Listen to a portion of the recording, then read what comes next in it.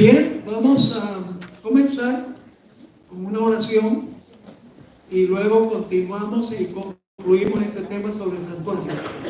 Padre Celestial, al continuar ese estudio, pedimos la presencia de tu Santo Espíritu. Te pedimos, Señor, que nos des entendimiento para poder comprender cuán importante es ver el plan de la salvación desde una perspectiva telescópica. Acompáñanos, ilumínanos, capacítanos. Te lo pedimos en el nombre de Jesús. Amén. Muy bien, estábamos hablando sobre el santuario y por si acaso hay alguien aquí que no ha podido estar en la primera presentación, vamos a repasar lo que estudiamos. En primer lugar, vimos que Jesús vino a nuestro campamento. ¿Con qué propósito? Para vivir una vida perfecta que nosotros no le podemos ofrecer nada a Él. Para tejer un manto de perfecta justicia que podemos reclamar. Luego después, ¿a dónde fue? Vino a nuestro campamento, luego a la cruz, al altar del sacrificio. ¿Qué hizo ahí? Alguien tenía que pagar nuestro deuda de pecado y el Señor Jesucristo cargó los pecados de todo el mundo. El Padre colocó los pecados sobre él. La deuda quedó pagada. El depósito en el banco fue hecho. Para usar la ilustración. Y luego, ¿cuál es el siguiente paso? La resurrección de Jesús. ¿Perdonó Jesús los pecados de la cruz? No. ¿Hizo provisión? Amén. ¿Plena y completa? Amén. ¿Para perdonar los pecados? Sí, claro que sí. Así que Jesús resucita. ¿Por qué es importante la resurrección? Porque un Salvador muerto no puede interceder por nosotros. Amén. Resucita para poder cumplir la siguiente función. Y la siguiente función es su intercesión. Así que Jesús, por así decirlo, resucitó en el lavacro. Amén. Porque se despojó de la muerte. Amén. Y resucitó a novedad de vida. Para luego entonces poder tomar el siguiente paso, que es el paso de la intercesión por los que reclaman el capital que Él ganó por su vida y por su muerte. Amén. ¿Ven que es un proceso? Y entonces el siguiente paso es que entró al lugar santo para interceder por toda la gente en el mundo. No, entendieron. ¿Para interceder por quiénes? Por los que por Él se allegan a Dios. Por los que reclaman el capital. Los que vienen y dicen: Señor Jesús, soy un miserable pecador. Me arrepiento. Confieso mi pecado. Pero confío que tú depositaste el capital y has prometido que si vengo con fe, tú vas a tomar tu vida y tu muerte y me lo vas a poner a mi cuenta. Y en ese momento el Señor Jesucristo me da perdón. ¿Estamos bien? Y eso es lo que ha estado haciendo Jesús desde que ascendió al cielo, recibiendo clientes individuales para darles el beneficio del capital que Él ganó por lo que hizo en la tierra. Ahora, ilustremos esto con la historia del hijo pródigo. Ahí están todos los elementos del plan de la salvación que están en los primeros pasos, están en esa historia. El joven era egoísta. Estaba cansado de las restricciones del hogar. Quería su libertad. Y le dice a su padre: me quiero ir de casa, dame mi porción de la herencia, que me voy. Por un periodo disfrutó los placeres del mundo. Tenía muchos amigos, porque tenía capital. Pero luego cayó en malos tiempos. Y ustedes conocen la historia. Terminó trabajando entre los puercos. Y era judío. Los judíos no pueden ni siquiera tocar el cuerpo muerto de un puerco. Y está compitiendo por la comida de los puercos. Quería alimentarse de las algarrobas de los puercos. Hasta ese punto llegó. Y mientras estaba allá, vino a la memoria su padre. Saben que la Biblia dice que la bondad de Dios nos lleva al arrepentimiento. Amén. Ay, qué bueno era en la casa de mi padre. Tenía de todo. Mi padre me amaba. Ahora me doy cuenta que en realidad mi vida que escogí no es una vida de libertad, es una vida de esclavitud. Y entonces dice, ay, tanto anhelo regresar a mi padre. Y prepara su discurso. Dice, voy a regresar y le voy a decir a mi padre, he pecado contra el cielo y contra ti. Ese es el arrepentimiento y la confesión, ¿sí o no? Amén. ¿Sí? Amén. He pecado contra el cielo y contra ti. No soy digno de ser llamado tu hijo. ¿Tenía razón que no era digno de ser llamado el hijo? Amén. Claro que tenía razón. No era digno. Y regresa a la casa. Y el padre todos los días estaba mirando a la lejanía para ver si su hijo regresaba. Y por allá lo vio viniendo, vestido de harapos, sucio, oliendo a puerco. Y llega y le dice al padre, he pecado contra el cielo y contra ti. No soy digno de ser llamado tu hijo. Confiesa su pecado, arrepentido ante el Padre. El amor del Padre, la bondad del Padre lo atrajo. Y entonces, ¿qué hace el Padre? El Padre le pone su manto. ¿Cuándo le puso el Padre el manto? Después que él se arrepintió, confesó su pecado y apeló a la bondad de su Padre. Amén. El perdón viene cuando nosotros nos arrepentimos, confesamos el pecado y confiamos en la bondad y el amor de Dios. Amén. En ese momento llega el perdón. La provisión está en el banco, está allí, el capital está allí, pero nosotros tenemos que reclamarlo. En el pasado hubo un gran debate en la iglesia adventista y todavía perdura de si Cristo completó la salvación en la cruz. Un erudito llamado Desmond Ford decía que ya en la cruz Cristo terminó la expiación. Pero la hermana White dice que Jesús fue al cielo para continuar la expiación. Amén. Entonces, ¿cómo uno entiende eso? Jesús dijo en la cruz, consumado es, terminé. Pero la hermana White dice que Él fue al cielo para continuar o completar la obra que comenzó en la cruz. ¿Cómo entendemos esto? En realidad no hay ninguna contradicción. Porque en la cruz Jesús completó la expiación como provisión. Mientras que en el cielo completa la expiación por cada individuo. Fíjense esta cita de la hermana White. La intercesión de Cristo por el hombre en el santuario celestial es tan esencial para el plan de la salvación como lo fue su muerte en la cruz. Amén. Si yo le preguntara, ¿qué es más importante, la intercesión de Jesús o su muerte en la cruz? Los dos son importantes. Sigue diciendo, con su muerte comenzó la obra que después de su resurrección fue a completar en el cielo. Amén. ¿Fue a completar la provisión o la aplicación? ¿Fue allá a completar la provisión? No, la provisión la ganó acá, por su vida y su muerte. Fue allá para completar su obra, aplicando a individuos los beneficios que ganó aquí. Amén.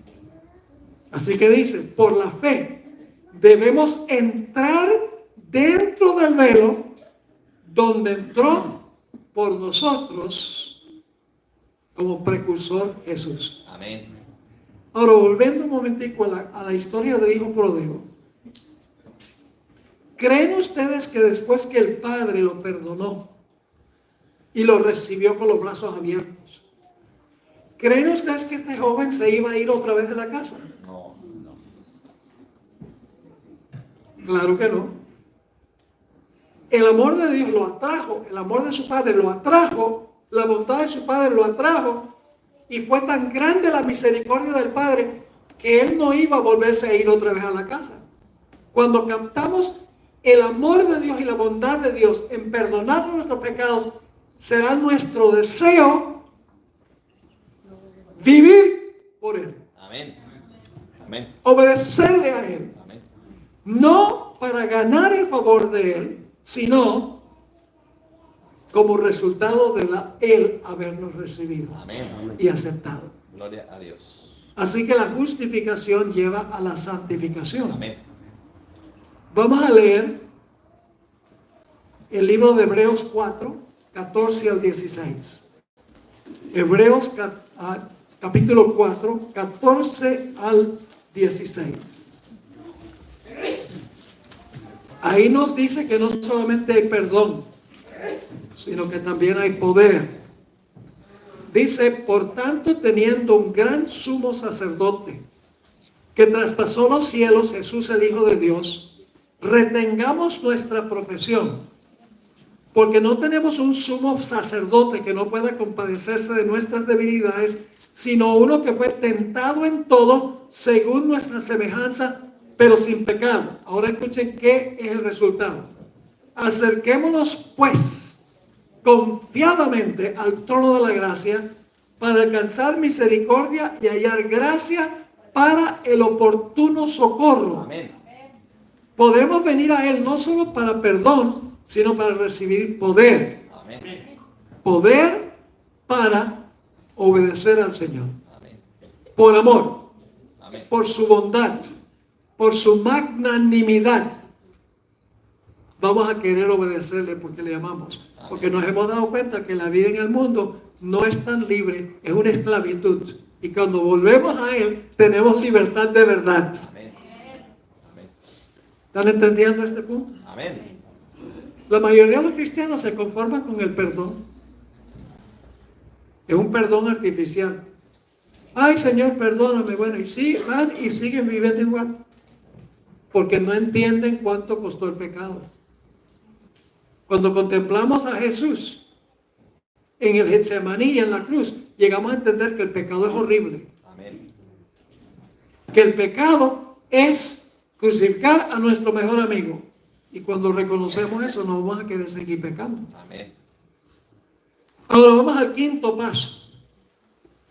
Hemos visto que vino a nuestro campamento, luego murió en el altar, en la cruz, luego resucitó de los muertos, dejó la muerte atrás, luego entró al lugar santo para interceder por los que se allegan a Él, arrepentidos, confesando el pecado, confiando en su misericordia. Luego el Señor Jesucristo se mueve al lugar santísimo. Ese es el quinto paso del plan de la salvación. Amén. Ahora, para entender el servicio del lugar santísimo necesitamos entender el servicio diario. En el servicio diario se ofrecía el sacrificio.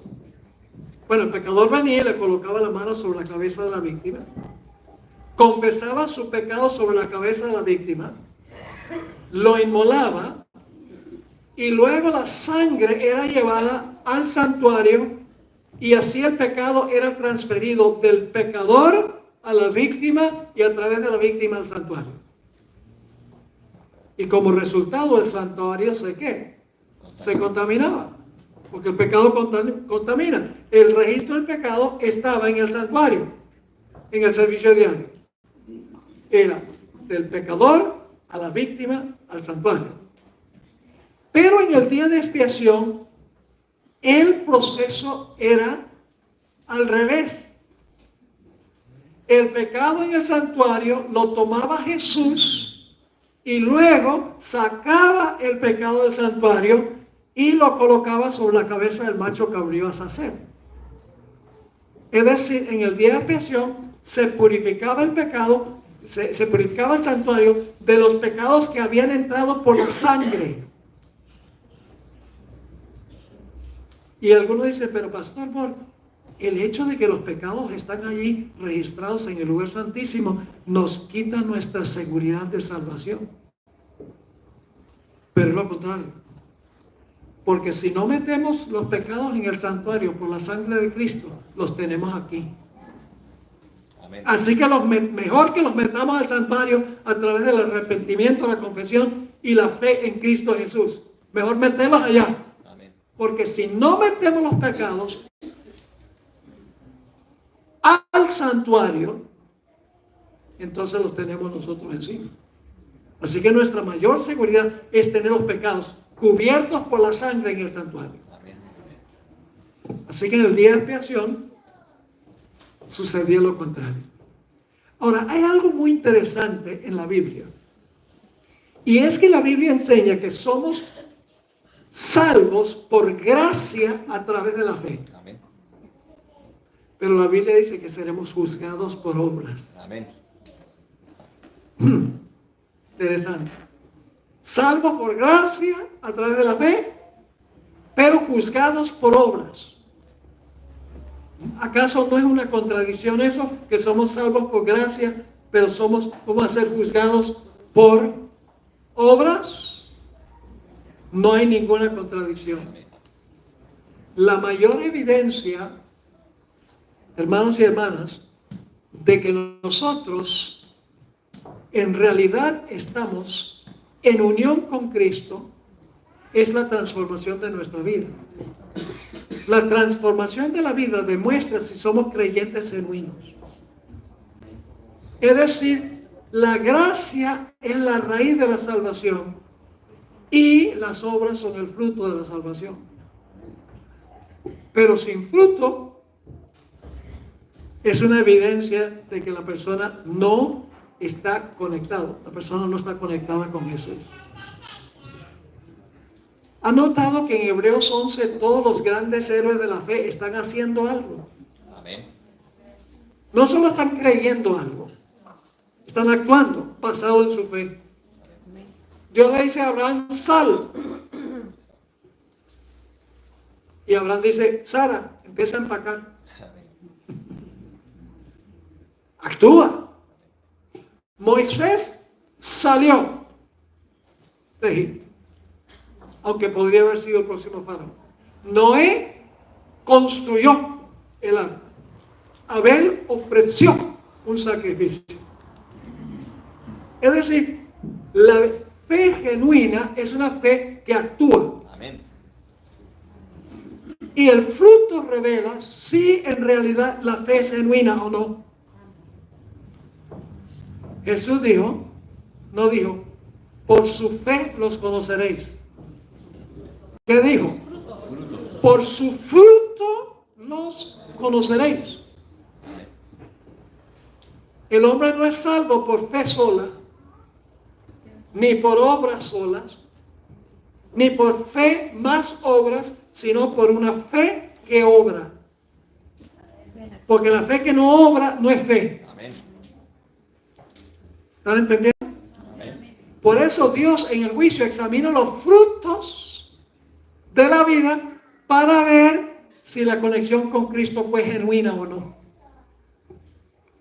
No sé si me están entendiendo.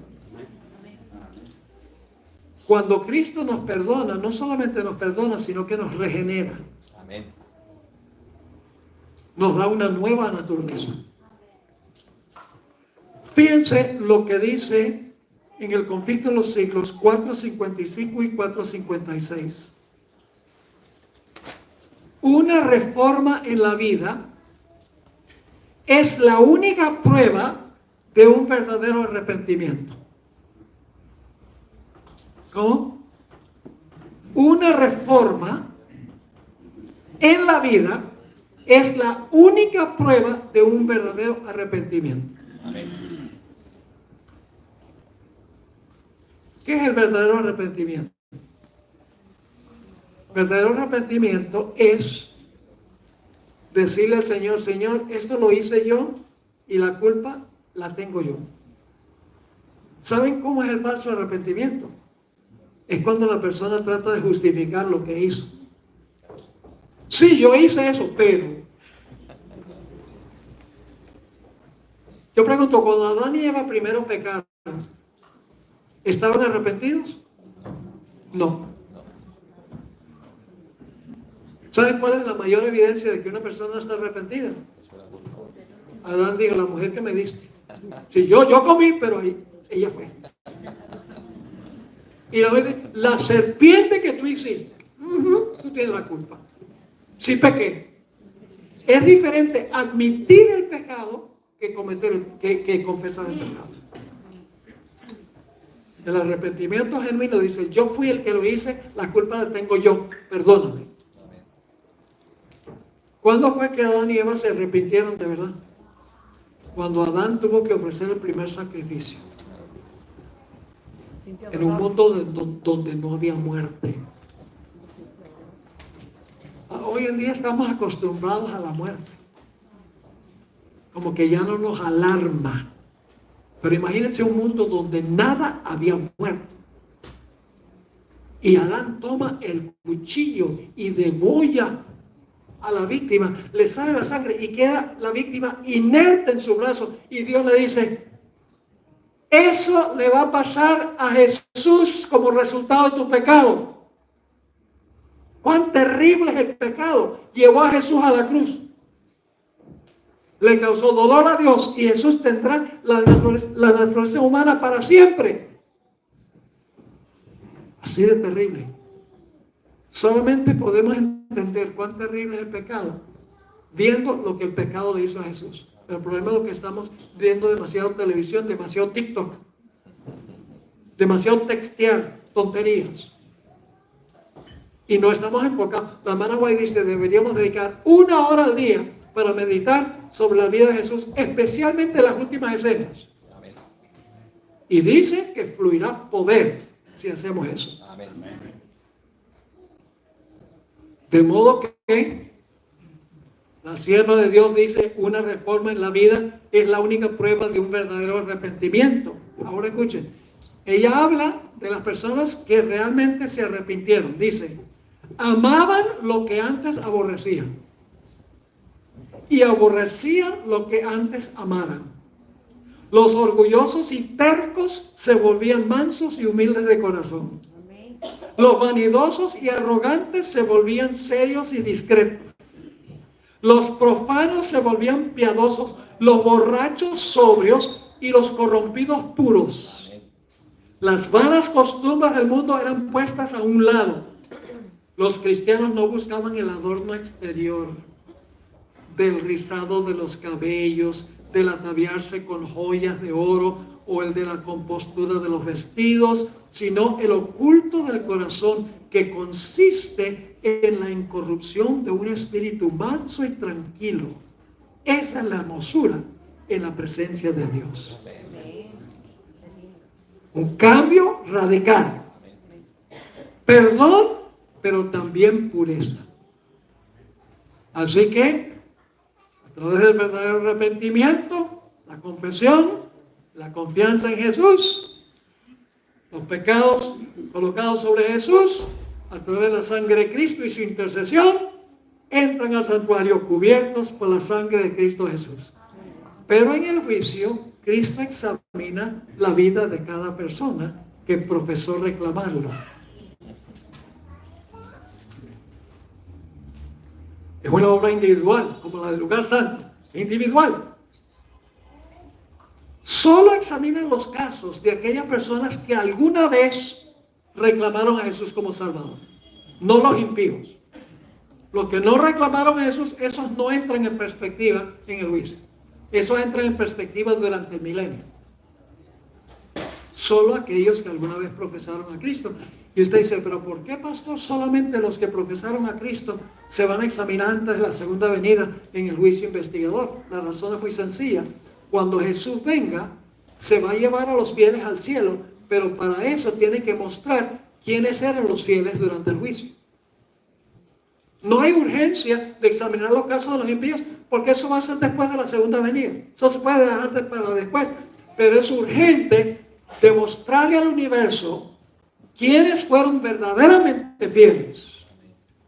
Y en el juicio se separan entre creyentes verdaderos y creyentes que son falsos.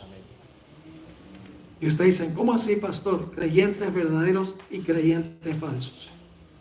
Bueno, déjenme leerles una cita de Palabras de Vida, Gran Maestro, página 252. Mientras los hombres moran todavía en la tierra, se verifica la obra del juicio investigador en los atrios del cielo.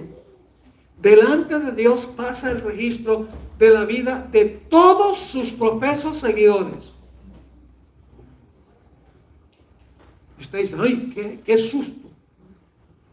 Que pase toda mi vida. No tienen razón para asustarse si metieron los pecados a través de la sangre. Amén.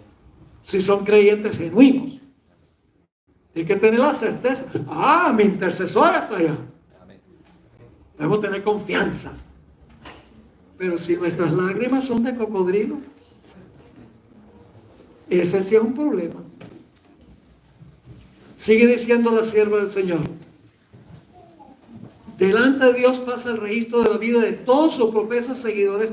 Todos son examinados según lo registrado en los libros del cielo y según sus hechos. Queda para siempre fijado el destino de cada uno. Por sus obras, por sus hechos. Ahora, cuando yo vivía en el estado de New Jersey, en los Estados Unidos, yo no manejaba nunca a Nueva York. Un viaje de más o menos 1 hora y algo de donde yo vivía en Trenton, el centro del estado. Nunca manejaba, sino que tomaba el tren. Y es muy interesante cómo funcionaba el tren. Uno se montaba en el tren sin haber comprado el ticket.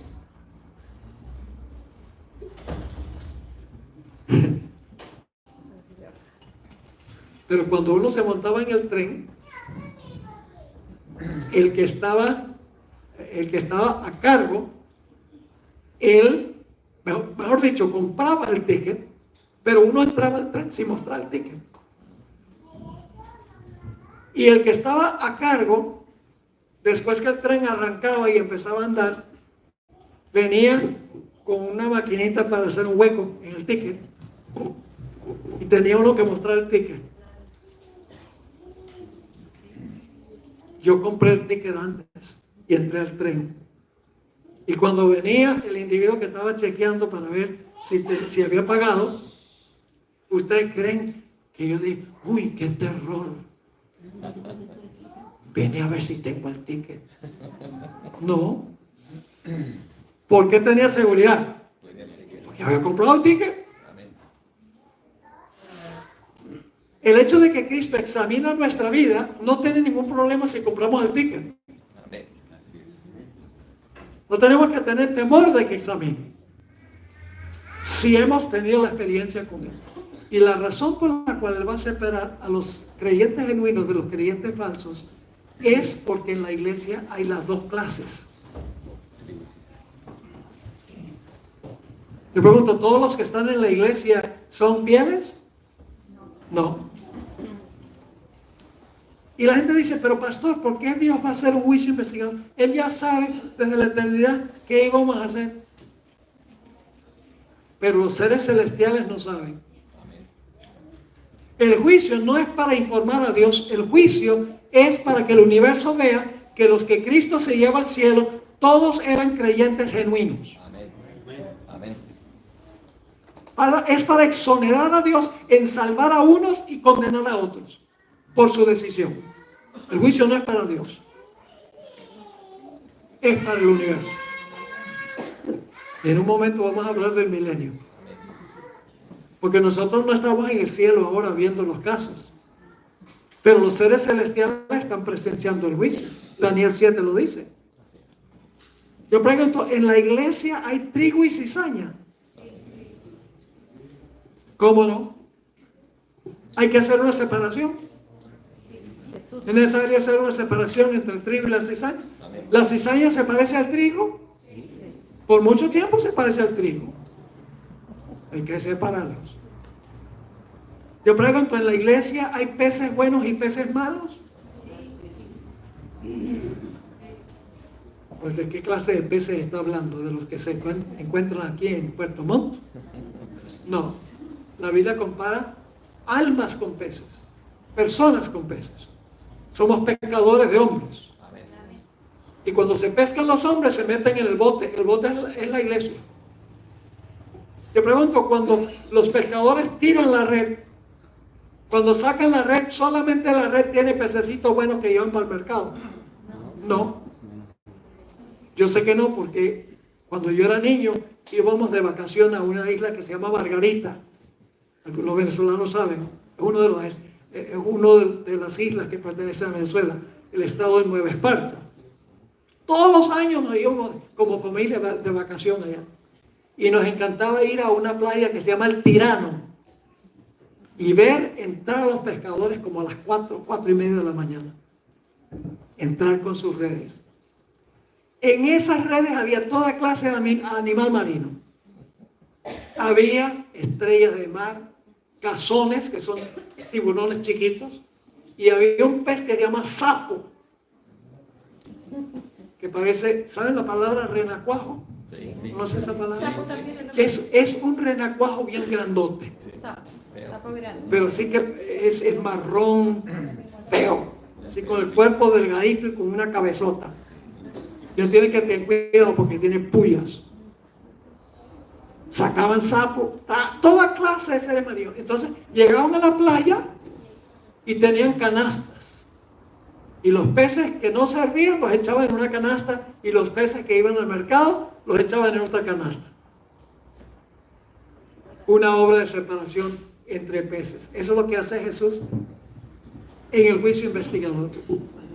Yo pregunto, ¿en la iglesia hay vírgenes sabias y vírgenes fatuas? Amén. Todas las vírgenes profesaban servir al Señor y esperar la boda, pero 5 eran falsas y 5 eran verdaderas. Yo pregunto, en la sala matrimonial hay personas que tienen el manto y no tienen el manto. Sí. ¿Recuerdan la parábola de Mateo 22? Sí. Interesante esa parábola de Mateo 22.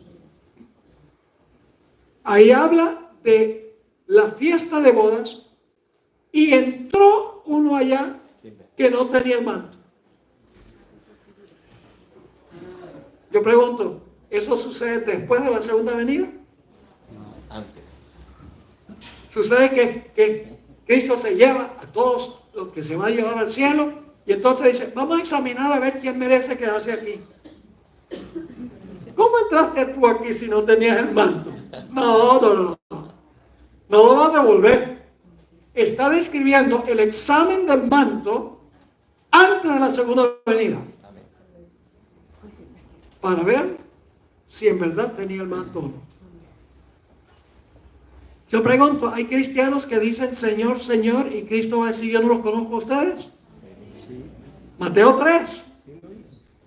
Van a reclamar, no echamos demonios en tu nombre, no profetizamos en tu nombre, no hicimos milagros en tu nombre. Si están haciendo en el nombre de Jesús es porque profesan ser creyentes. ¿Y qué va a decir Jesús? Nunca los conocí. ¿Ve? Yo pregunto, ¿hay lobos en la iglesia que se disfrazan de ovejas? Amén. Ahí. Amén. Aquí todos son ovejas. Sí. Hay cristianos que tienen la apariencia de piedad, pero no tienen piedad. Amén. Pablo lo dijo. Yo les pregunto algo. ¿Dios puede revocar el perdón que una vez dio? Sí. Sí, Señor. Sí. Tiene la autoridad. ¿Recuerdan la parábola de los 2 deudores? Sí. Déjenme contarles la historia y dramatizarla para que puedan entender. Amén. Había un deudor que tenía una deuda que nunca podía pagar. Enorme. Ni pasando varias vidas podía pagar esa deuda. Y su amo le dijo, ríndeme cuentas. Y dice que lo mandó a echar a la cárcel porque no podía pagar la deuda. Y este hombre, que profesaba ser siervo fiel de su amo, le formó la llorona. Ay, por favor, dame tiempo, yo te voy a pagar. ¿Quién me va a estar pagando? Si es una deuda que no puedes pagar. Y lloró tanto que el amo le dijo, ya veo que estás triste. Estaba triste de que lo iban a echar a la cárcel. No estaba triste porque se había endeudado y porque no podía pagar. Le dice, mira, yo voy a hacer algo. Porque clamaste a mí, la deuda está perdonada. ¡Wow! Este individuo dice, increíble. Me canceló la deuda, como pasa con nosotros. Y sale por la puerta de la puerta y se encuentra a un pobre que le debe 100 denarios. El equivalente a 100 días de trabajo. Se podía pagar esa deuda por cuotas, por lo menos. Y lo encuentra y dice, págame lo que me debes. Conocen la historia, ¿verdad que sí? Sí. Págame lo que me debes. Y él dice lo mismo. Ay, por favor, dame tiempo y te lo pago. ¿Qué tiempo ni qué pan caliente? Págame. Y dice que lo estaba agarrando por el cuello. Pues los siervos del amo vieron lo que pasó. Son los ángeles que registran nuestras acciones. Amén. Amén. Vieron lo que pasó y fueron a donde el amo y le dijeron, ¿sabes lo que hizo ese sinvergüenza? Que clamó a ti y tú lo perdonaste. Se encontró a otro que le debía 100 denarios y lo estaba ahorcando. ¿Y qué dijo el rey? ¿Qué dijo el amo? Tráiganme ese reo acá. Y le dice, no te perdoné yo una deuda inmensa que tú no podías pagar. ¿Cómo es que tú no perdonas una deuda que es pagable? Y lo echó a la cárcel hasta que pagara la deuda. Le revocó el perdón. ¿Me están siguiendo o no? Amén. Por eso Jesús dijo, perdónanos nuestras deudas, así como nosotros perdonamos a nuestros deudores. Amén. Amén. Amén. Aquellos cristianos falsos que se aprovecharon de la gracia de Dios, pero cuya vida y relaciones con otros no refleja que entendieron la gracia de Dios, su deuda será, su perdón será revocado, según esta parábola. Así que el propósito del juicio es separar a los creyentes fieles de los infieles. Y cuando termina el día de expiación, cuando termina de examinarse todos los casos de los que profesaron a Jesús, se colocan a un lado los nombres de los que realmente no confiaron en Jesús. Pero ya se sabe ante el universo ha visto todos los casos y dice, Señor, hiciste lo correcto en la separación que hiciste. Porque van a ver los registros. Entonces el Señor Jesucristo va a cerrar la puerta de la gracia. Se cierra la puerta de la gracia. Y ya el reino de Cristo está completo. Amén. ¿Saben cuál es el reino de Cristo? Sus fieles. Amén. El reino está completo porque ya Él mostró quién es súbdito de su reino. Amén. Y entonces su pueblo, los que están vivos, van a pasar por el tiempo de angustia terrible. Y Cristo va a regresar, va a resucitar a los fieles que se mostraron fieles en el juicio. Amén. Va a transformar a los que están vivos, que pasaron por el tiempo de angustia, y se los va a llevar al cielo. Amén. ¿Por qué fue necesario demostrar quiénes eran los fieles? Porque iba a llevárselos al cielo. Los impíos no es necesario, porque los impíos se van a quedar acá, muertos durante el milenio. ¿Están conmigo o no están conmigo? Esta doctrina es única de la iglesia adventista. Que la mayoría de las iglesias dicen, no, si tú pecas, pues tú le dices, perdón Señor, Él te perdona y ya sigue viviendo como siempre has vivido. No dicen así, pero en la vida práctica eso es lo que pasa. No hay ninguna transformación, ningún cambio. Cuando Dios nos perdona, cuando Cristo nos perdona, también nos cambia. Amén. Nos regenera. Amén. Así que ahora vamos al siguiente paso, paso número 6. Jesús ahora toma todos los pecados que entraron al santuario por la sangre, todos los pecados que fueron perdonados, y ahora saca todo eso, está limpiando el santuario, saca todos esos pecados y los coloca sobre la cabeza del macho cabrío, Azazel. ¿Sabe dónde se los coloca? En la cabeza. Pero saben que se los coloca en la puerta que lleva al lugar santo. Azazel está en el atrio. ¿Dónde va a estar Satanás cuando se le colocan todos los pecados de las personas que recibieron perdón? Va a estar en la tierra. El atrio es la tierra. ¿Y luego qué va a pasar con Azazel? Como sucedía con el macho cabrío, es enviado al desierto. ¿Quién es ese? Satanás, a un mundo desolado y vacío, donde no hay habitantes, porque todos los impíos están muertos. Ahí es que se cumple la ceremonia de Azazel. Y va a estar en el destierro por 1000 años. ¿Y dónde va a estar el pueblo de Dios? En el cielo. ¿Y qué va a hacer el pueblo de Dios en el cielo? A revisarlo. No crean que se van a echar fresco nomás. El juicio los estudiar y Ahora van a juzgar a quiénes. a los impíos. A los impíos. Amén. Y a los ángeles caídos. Los que no fueron al cielo. ¿Están conmigo o no? Amén. La salvación es un proceso, no un evento. Durante los 1000 años, el apóstol Pablo dice en 1 Corintios 6, 1 al 3, no saben que vamos a juzgar al mundo y que vamos a juzgar a los ángeles. Amén. Se van a examinar todos los casos de los impíos y de Satanás y sus ángeles, y se les va a determinar cuál es el castigo que van a sufrir. Yo pregunto, ¿el pueblo de Dios va a participar en ese juicio? Amén. Apocalipsis 20 dice, se les dio la facultad de juzgar. Amén. Amén. ¿Por qué va a incluir Cristo a los fieles en esa etapa del juicio de los impíos? Muy sencillo, porque Él quiere comprobar que Él actuó justamente en dejar a esa gente allá. Imagínense un anciano ejemplar que tenía problemas con pornografía y nadie lo sabía.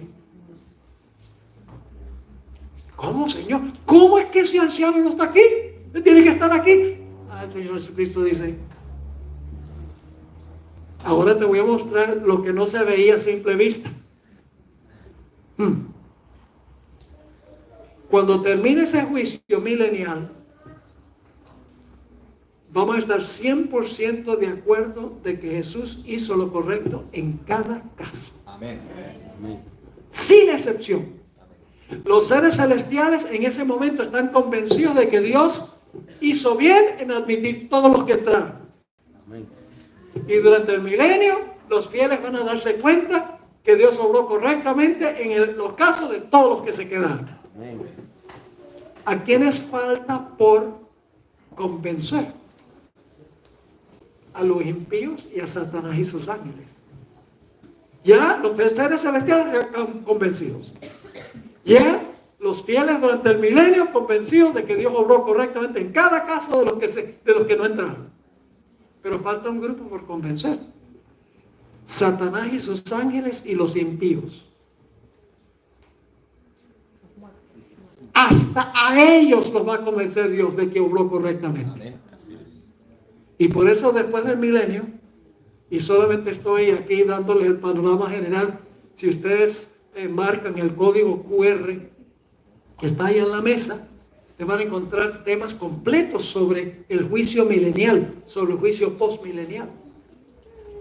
Después del milenio, todos los impíos van a resucitar. Y Satanás se va a proclamar el libertador de ellos. Va a decir, yo soy el legítimo dueño de esa ciudad y los que están adentro. Ellos han robado eso. Y todos los impíos, según Apocalipsis, se van a comer el cuento. Hablamos eso de la noche. Dice que el número de ellos es como la arena del mar. Bajo el liderazgo de Satanás, que ahora es visible a los ojos de ellos. Se comen el cuento de que los que están en la ciudad son usurpadores. Y se preparan para la guerra. La hermana me dice que el número de soldados es mayor que todos los soldados que han peleado en todas las guerras de la historia del planeta Tierra. Pues se dice como la arena del mar. Y Satanás los reúne y los organiza. Porque la hermana White dice que van a marchar en la superficie de la tierra con precisión militar. O sea, es un periodo de preparación. No van a atacar la ciudad a la loca. Y cuando están todos organizados ya, con el plan de atacar la ciudad, en visión panorámica por encima de la ciudad, Dios muestra toda la historia del planeta Tierra y el papel que jugó cada uno de los que están afuera en el curso de la historia. La hermana Juan menciona algunos por nombre. Nerón, la mamá de Nerón, Herodías, menciona a Pilato, Herodes, afuera de la ciudad. Y les va a mostrar todo el curso de la historia, a dónde se desviaron, a dónde escogieron el camino equivocado.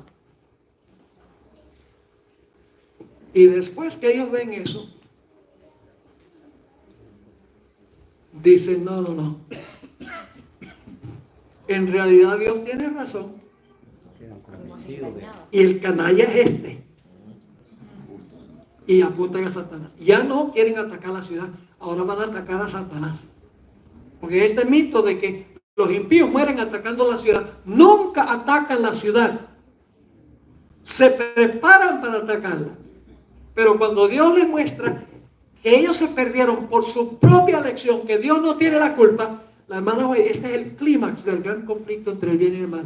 Dice que Satanás, sus ángeles y los impíos se van a inclinar de rodillas y van a decir, justos y verdaderos son tus caminos, oh Jehová. Amén. Amén. Solo en ese momento puede Dios destruir el pecado de los pecadores, porque todo el universo está acorde de que Dios obró correctamente en el gran conflicto entre el bien y el mal. Amén. Amén. Es decir, la destrucción de los impíos, ellos mismos dicen, merecemos la destrucción. Y entonces, Dios va a hacer un cielo nuevo y una tierra nueva. Y va a venir a vivir en nuestro campamento. Va a transferir la capital del universo a este planeta. Imagínense, de todos los mundos y las galaxias en el universo, esta va a ser la capital. Amén. Gloria a Dios. ¡Qué tremendo! Va a estar con nosotros. Va a ubicarse aquí en nuestro campamento por la eternidad y nunca más se va a levantar el pecado. ¿Quién va a querer pecar después de ver todo lo que pasó aquí? A través de este proceso, Dios ha vacunado al universo. No surgirá de nuevo el pecado.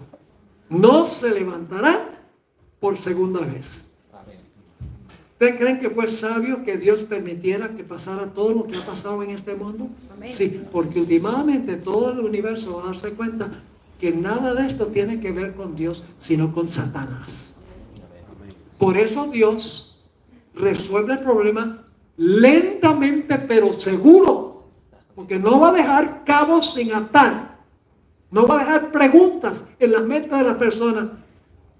Cuando concluya el pecado, todo el universo estará en perfecta armonía. Amén. Amén. Esos son los 7 pasos. Amén. ¿Cuál es más importante? 7.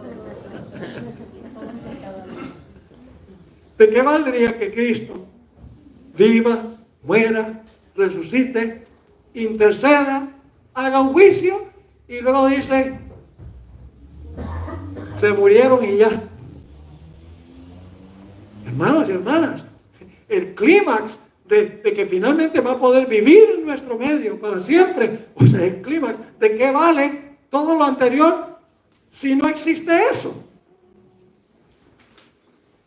Este concepto del santuario es único de la iglesia adventista. Amén. El mundo cristiano no lo entiende. El mundo cristiano, escuchen bien, nuestra doctrina del juicio investigador está vinculado con la doctrina del estado de los muertos. Amén. Están conectados. Amén. Yo pregunto, ¿el mundo cristiano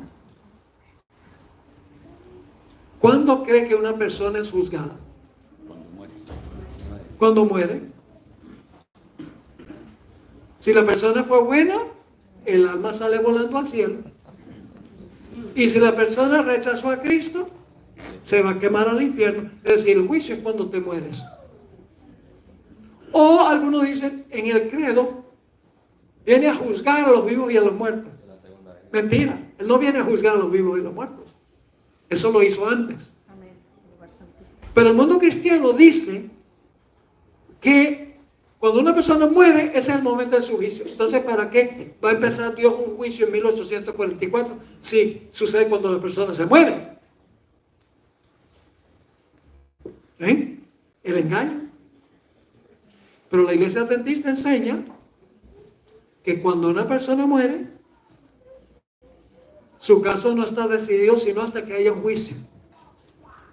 Yo puedo respetar a un Dios así.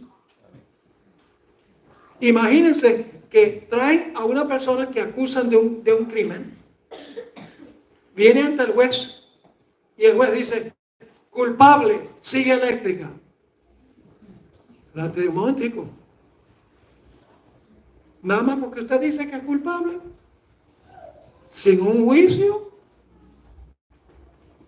Mire, nuestro sistema judicial en los países occidentales se basa en el método de Dios. Primero se hace un juicio, donde se examina la evidencia. ¿Es así, Rodrigo, o no? ¿O es que el juez pronuncia sentencia sin examinar la evidencia? No, primero se hace una investigación. Se presenta la evidencia. Y luego, basado en la evidencia, el jurado o el juez dice inocente o culpable. Y luego se ejecuta la sentencia. La misma forma como opera Dios. Dios podría decir, este grupo salvo, este grupo perdido, porque yo lo sé todo. Pero entonces les diría, bueno, ¿cómo sabemos que Dios lo sabe todo? Así que el propósito del juicio es exonerar cada decisión que Dios tomó. Y entonces Dios hace un cielo nuevo y una tierra nueva en este planeta, donde tendremos el privilegio de vivir por la eternidad. Amén. En un mundo renovado. Amén. En un lugar bonito como Chile. Amén. Pero más bonito que Chile. Y eternamente podemos habitar en la presencia del Señor. Amén. ¿Entendieron el tema? Amén. Muy importante. Amén. Ahora esta tarde, Dios mediante, tenemos un poquito más de tiempo, a las 2 de la tarde, hora gringa. Vamos a estudiar el tema titulado Se levantará Miguel. Amén. Vamos a hablar de la crisis final. Amén. Gloria a Dios. Así que no se pierdan el próximo emocionante episodio. Amén. Oremos, Padre. Gracias te damos porque has revelado a tu iglesia remanente cómo funciona el proceso de salvación. Amén.